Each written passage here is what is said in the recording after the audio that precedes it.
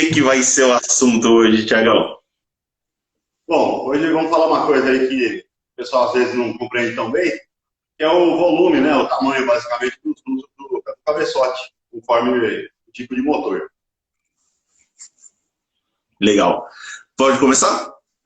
Pode começar, pessoal. Bom, podemos mandar ver? Primeiro ver.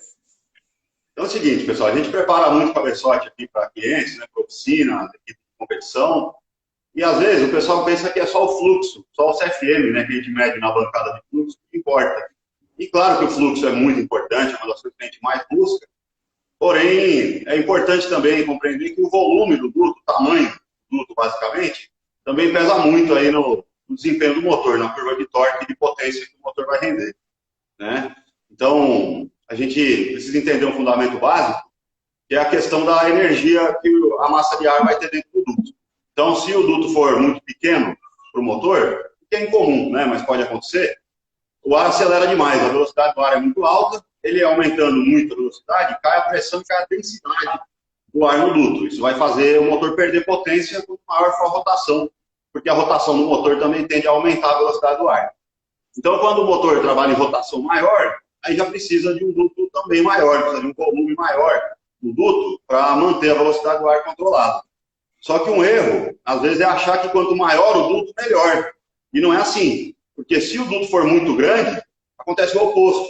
Você vai ter mais densidade de ar lá dentro, vai ter mais massa, só que a velocidade do ar cai muito. E a gente precisa ter velocidade no ar para que ele realmente entre no cilindro aí no tempo de admissão e no escape também, um pouco menos importante essa questão, mas também tem essa importância, né? Legal, Thiagão. Nem tudo maior é melhor.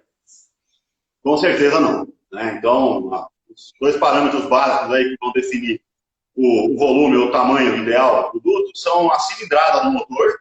Então, quanto maior a cilindrada do motor, maior tem que ser o duto em relação a volume, né, em área transversal. Isso também, lógico, que no diâmetro da válvula, que é o primeiro parâmetro que o preparador tem que definir. E quanto maior a rotação do motor também. Então, quanto maior a cilindrada e maior a rotação do motor, maior tem que ser o duto. Porém, se o motor não tiver uma cilindrada muito alta e não trabalhar numa rotação muito alta, muito grande, com certeza vai causar perda de potência do motor. Não é pouca, perde bastante. Legal. Tem algum exemplo, Thiagão, que acontece? Geralmente o pessoal no começo das preparações, bem nos anos 90, fazia muito isso, né? Não tinha bancada de fluxo, todo mundo tinha essa mania, né, de arrombar os dutos, assim. É verdade. Às vezes, até hoje mesmo, às vezes até o preparador com bancada de fluxo, ele tende a muitas vezes abrir muito o duto, né? Fazer um duto muito grande. Porque normalmente, na bancada, né, claro que não é só isso, mas normalmente você aumentando o duto, costuma mostrar mais fluxo na bancada de fluxo, por ter mais área. Só que a bancada, ela é uma ferramenta importante, mas ela não é um motor, né? Existem motores elétricos dentro da bancada, como se fossem ventiladores, né, pequenas turbinas, que vão empurrar ou puxar o ar através do cabeçote, para a gente medir a restrição, o quanto que o duto está, vamos dizer, segurando ou prendendo, restringindo a passagem do ar. Só que isso é feito com uma pressão constante, que a gente regula na hora de medir na máquina e como se fosse um sopro constante de ar pelo duto.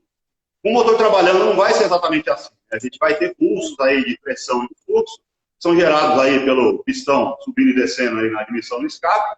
E lembrando que o cabeçote ele não coloca ar de combustível dentro do motor e nem coloca gás de escape para fora, ele somente deixa passar. Quem arrasta essa massa de ar, quem vai criar o delta de pressão, né, as diferenças de pressão dos dutos, é o próprio motor. Então a cilindrada do motor, a RPM que ele vai trabalhar, a taxa de compressão, o perfil do comando de válvulas que vai estar usado no motor, isso tudo vai interferir muito. Então o duto do cabeçote ele tem que ser projetado e trabalhado de acordo com o conjunto do motor. Não existe um duto ideal, um duto perfeito. Um duto que ele é bom com um motor 2.0, por exemplo, ele pode ser muito grande com um motor 1.6 e pode ser muito pequeno com um motor 2.4, por exemplo.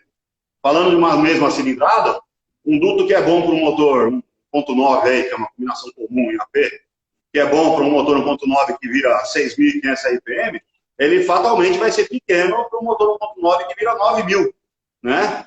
E um duto ideal para um motor 1.9 que vira 9.000 RPM, ele fatalmente vai ficar muito grande se montar um motor 1.9 que vira 6.000, num motor de rua, né? E ficar ruim, que a gente fala, é literalmente render menos potência, menos torque e menos potência. Legal, Thiago, muito bom. O que mais você tem para falar para... Nossa, sensacional o conceito, né? Isso que você ensina a gente desde sempre são os conceitos. Que isso não muda o motor. O conceito serve para todos. O conceito bem entendido. O conceito entendido. fundamental serve para todos, né? Claro que para definir esse tipo de parâmetros tem uma série de cálculos, né, que tem que ser feitos. Então, o primeiro cálculo, normalmente, é a área efetiva aí da válvula, né? Você vai determinar o diâmetro ideal da válvula. Claro que isso em projetos mais elaborados, né? Muitas vezes o projeto é simples, aí, tração de orçamento também, e vai se trabalhar com o que já tem, com o cabeçote que já tem, às vezes não vai nem trocar a válvula. Aí o mais importante realmente é refinar o formato do duto, né? Para aumentar a eficiência do duto. Quando é um projeto mais elaborado, né? Com um orçamento melhor aí disponível, então se parte aí de medidas que vão ser definidas antes de começar qualquer trabalho. Então a primeira medida é o objetivo de CFM, né? Inicialmente, e a partir daí a gente vai calcular um diâmetro de válvula e buscar uma certa eficiência de duto em cima desse diâmetro de válvula, e o próprio formato e o tamanho do duto vai vir a partir desse diâmetro inicial da válvula. Eu vou pegar aqui um moldezinho para demonstrar alguns detalhes disso aí. Então, por exemplo, a gente vê aqui um molde de um cabeçote de V8. Né? Isso é de um cabeçote Prodix, de alumínio americano, um cabeçote muito bom. Né? Então, a gente tem aqui, né, isso é tirado de dentro do cabeçote, isso é feito com uma borracha de silicone especial. Então, é importante a gente observar algumas coisas. Né? Aqui a gente tem a face da válvula, né, que é considerado o diâmetro X, ou diâmetro base aí de todo o resto do desenvolvimento do cabeçote. Uma coisa que às vezes o pessoal não compreende ou ignora é que essa área aqui onde eu estou com o dedo, não sei se vai dar para ver na foto, mas dá para perceber que ela é um pouquinho menor do que a válvula. Tá? Ela tem que ter um diâmetro um pouquinho menor, isso aqui chama venturi, né? Assim como o carburador tinha venturi, no duto do cabeçote tem que ter um venturi. Isso é importante por dois motivos básicos aí. O primeiro que é para acelerar o ar antes dele chegar na fresta da válvula, para ele poder ganhar energia e passar bem pela fresta. E o segundo é para preparar o ar para fazer a curva do assento, né? Muitos preparadores eles tendem a abrir isso aqui reto, ou abrir demais, às vezes até abrir mais do que a válvula, que é um erro muito grande aí. Porque você vai matar aí a questão de aceleração do ar, e também tem que lembrar, colocar o duto na posição, né? Que o ar não vai conseguir entrar reto no cilindro, que seria inclusive ideal. A gente vai ter a válvula aqui, vou pegar a válvula para demonstrar.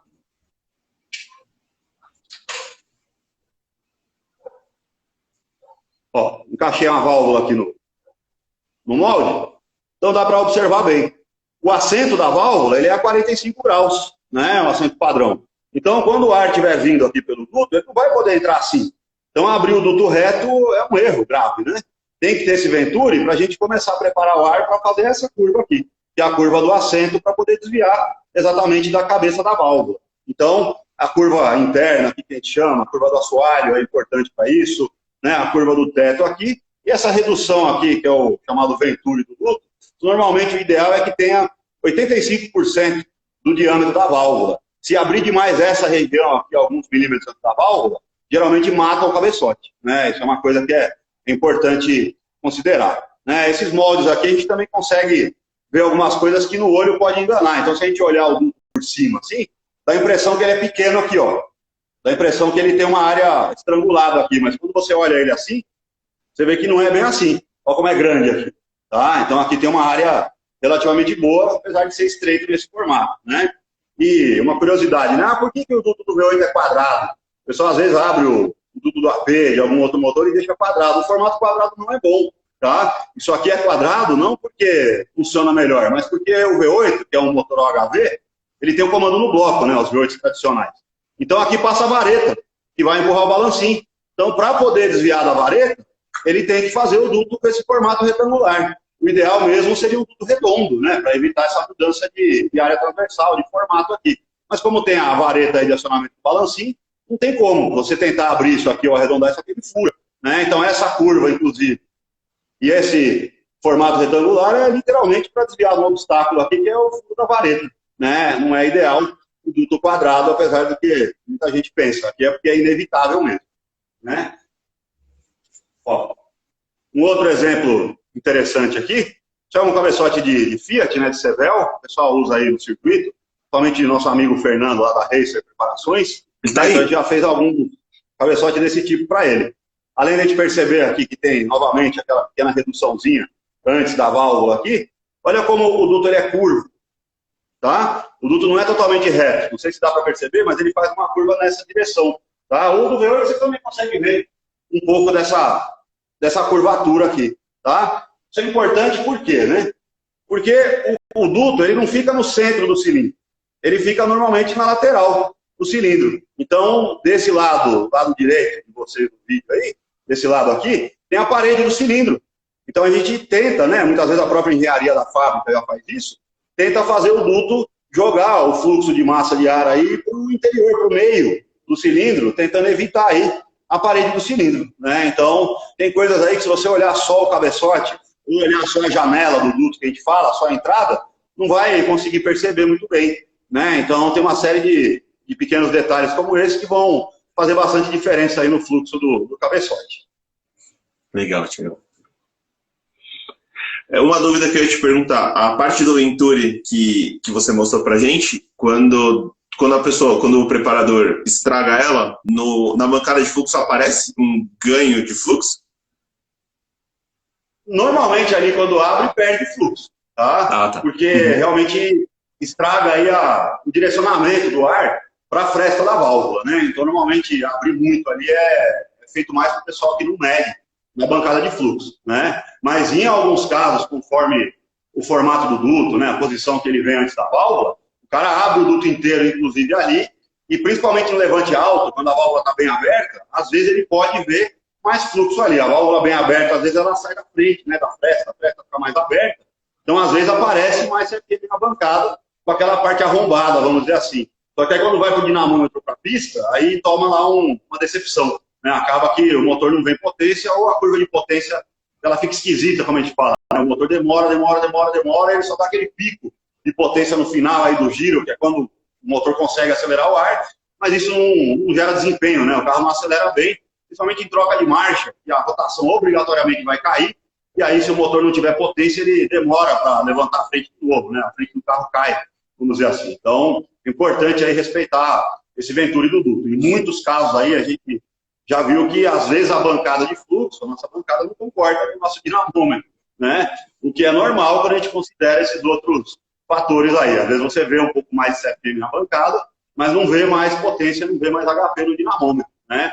É devido a esses fenômenos aí de perda de velocidade do ar, apesar de aumentar o fluxo de massa na bancada. Às vezes também ocorre fenômenos aí de distribuição de combustível irregular. Lembrando que na maioria dos dutos convencionais, né, fora os de injeção direta, mais modernos, o duto não está passando só ar, o duto está passando ar e combustível, né?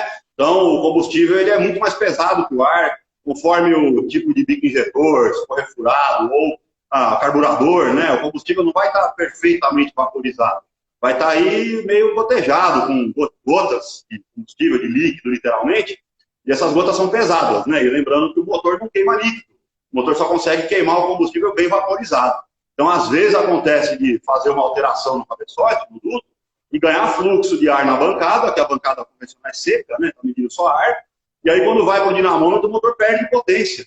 Isso pode ser porque, na hora que passou o ar e combustível pelo duto alterado, alguma área ali criou condensação, fez o combustível jogar para o lado e molhar a parede do cilindro, molhar a cabeça do pistão, isso piora a queima, né? Se piorar a queima, o motor perde torque, perde potência, e às vezes, incrivelmente, ele pede mais combustível no acerto e vem menos potência. Isso normalmente é indicativo de que está tendo algum problema de condensação, de distribuição ruim do combustível lá junto com o ar.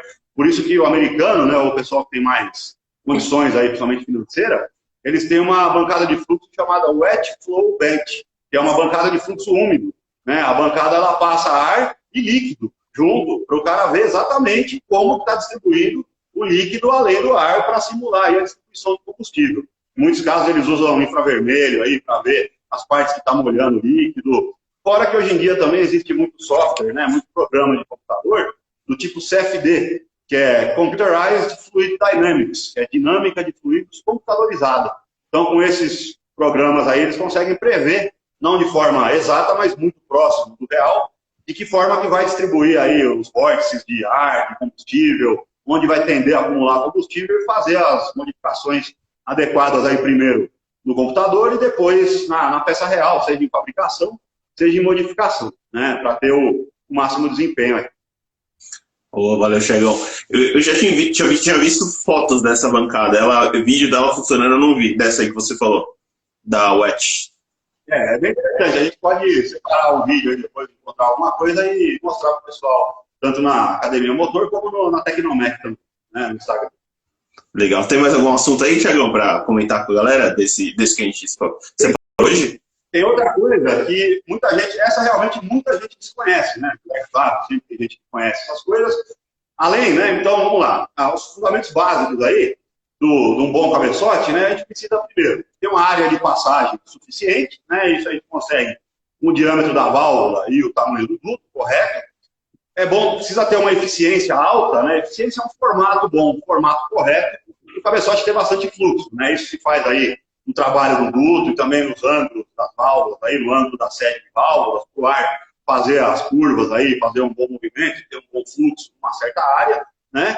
E uma coisa que é menos falada, mas que é muito importante, é o comprimento do duto, tá? Então, além do diâmetro do duto, né, e da área transversal do duto, o comprimento do duto, principalmente da admissão, apesar que no escape isso também acontece de maneira importante, tá? O comprimento do duto, ele interfere na faixa de rotação que o motor vai gerar melhor torque e melhor potência, tá? Isso por quê que o comprimento interfere? Quando a válvula abre, né, vamos falar de admissão primeiro, quando a válvula abre e o pistão desce, né, isso acontece muito rápido, em milissegundos, literalmente, acontece um pulso, como se fosse uma implosão, né, de pressão, uma queda de pressão muito forte dentro do cilindro que vai passar para dentro do tubo. Esse pulso gera uma onda sônica, tá? Uma onda sônica é literalmente uma onda que percorre o duto na velocidade do som. Essa onda, ela inicia no cilindro, na admissão ela sobe pela válvula, percorre o duto de admissão inteiro, lembrando que o duto não está só no duto do cabeçote. Quando a gente olha o duto do cabeçote, a gente está vendo só um pedaço do duto da admissão ou do escape. Depois tem o coletor de admissão. Então, olha aqui, ó, mais um pedaço do coletor. Depois do coletor, ainda normalmente vai ter ou um pleno, né, no caso de ser uma borboleta para vários cilindros, ou vai ter aí uma corneta, né, no caso de admissão individual, uma borboleta. Então, o duto do cabeçote, ele é o cabeçote, né, que é um pedaço do duto, mais o coletor de admissão. Então, o comprimento total do duto vai interferir na potência de que forma?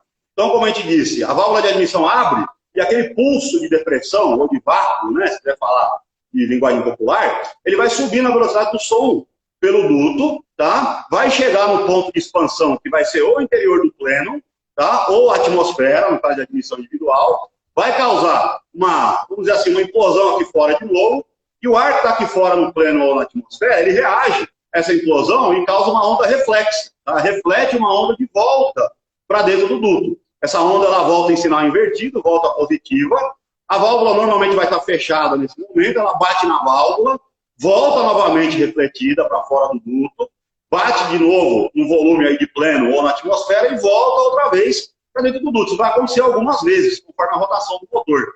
Então, a velocidade desse pulso sempre é sônica, sempre é na velocidade do som, ao redor de 1.200 km por hora. Tá? Vai demorar alguns milissegundos. Então, conforme a rotação do motor, a válvula, quando abrir de novo, ou vai pegar a onda sônica positiva, quer dizer, empurrando o ar para dentro do cilindro, isso vai ser uma coisa boa, e vai literalmente forçar mais ar para dentro do cilindro, aumentando a eficiência volumétrica do motor, aumentando o torque, aumentando a potência.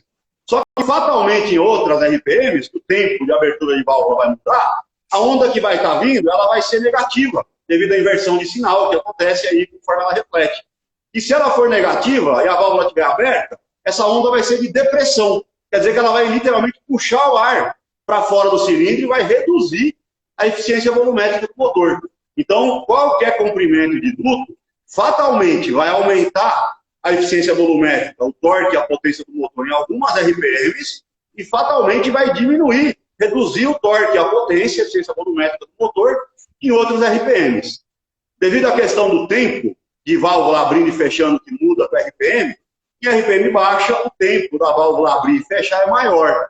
Em RPM alta, o tempo é menor. Então, vamos dizer assim, a regrinha básica é, para rotações baixas, duto mais longo funciona melhor, porque você tem mais tempo de abertura e fechamento de válvula, e essa distância maior tende a casar melhor a onda reflexa com a próxima abertura de válvula.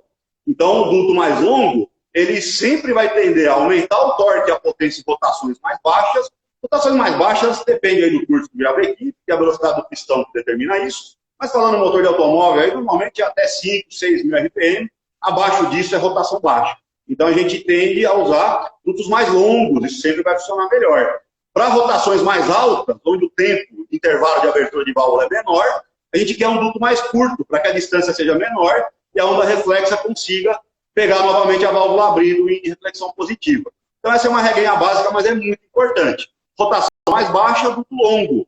Rotação mais alta, dutos curtos, funcionam melhor. Isso, quem tiver curiosidade, você vai ver que tem vários carros originais, desde a década de 90, eu me lembro, com um coletor de admissão variável, de comprimento variável. Então isso, qualquer pessoa que pesquisar aí no Google, etc., vai achar esse tipo de informação, né? Assim como, falando de novo de preparação de V8, os coletores dual plane, né, ou de plano duplo, são melhores para rotação baixa, porque tem dutos mais longos e aumentam o torque do motor, normalmente até 5, 6 mil RPM.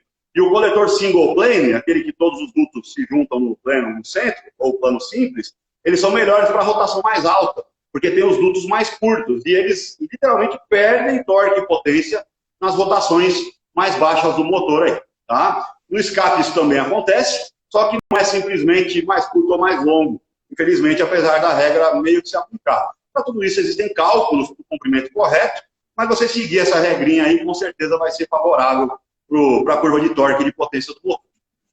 Motos também, né, Thiago? Moto é muito comum utilizar borboleta, coletor de tamanhos variáveis, de comprimento variável. Coletor variável, com certeza. Tem motos que usam isso, né? Assim como os carros de Fórmula 1, quando era aspirado uns anos atrás, se eu não me engano, até 2009 ou 2010 eles usavam, até que o regulamento podou, né? Porque era um sistema mais complexo e regulamento de pista geralmente poda algumas coisas que eles determinam que é muito caro ou que complica demais o desenvolvimento.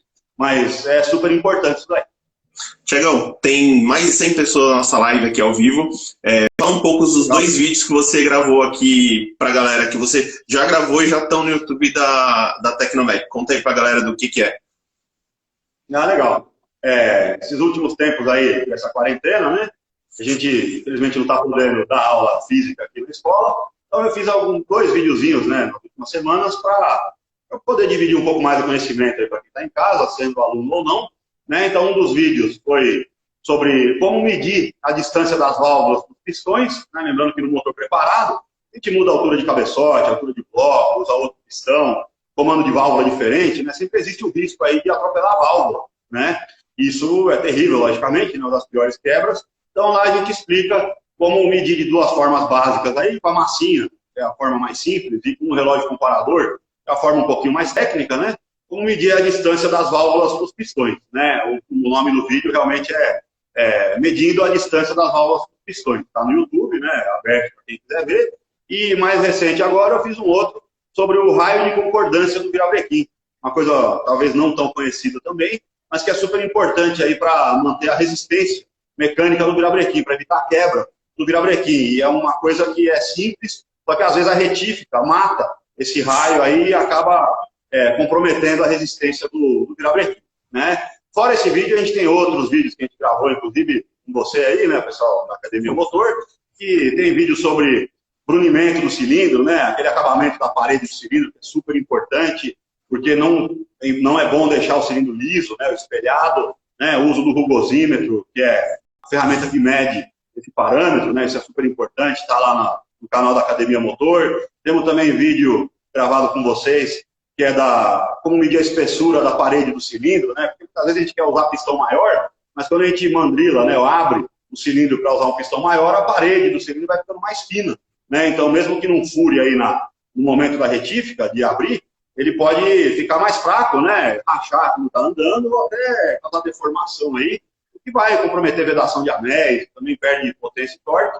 Esse vídeo, se eu não me engano, está como rugosímetro, medindo medindo a espessura da parede do cilindro, né? Isso é feito com um equipamento de ultrassom, tá? E a gente também tem vários outros vídeos aí sobre montagem de motor, né? Montando motor AR, sobre V8, sobre alguns carros nossos aí, tem bastante coisa para o pessoal assistir lá, para absorver um pouco de conhecimento e também se divertir um pouco. A gente tem o Diário de Squish. Acho que é o melhor vídeo que tem. A gente gravou o Diário de Squish. Área de split, é verdade. Esse é um vídeo que fez bastante sucesso também, tinha esquecido. Né? Esse é outro parâmetro crítico aí do motor, que o pessoal tem que prestar atenção, né? Quando faz alteração de geometria, que é a área de squish, né? Ou área de esmagamento aí. Então, a borda aí da câmara de combustão, ela tende a causar detonação, se essa área estiver errada aí, ou muito aberta.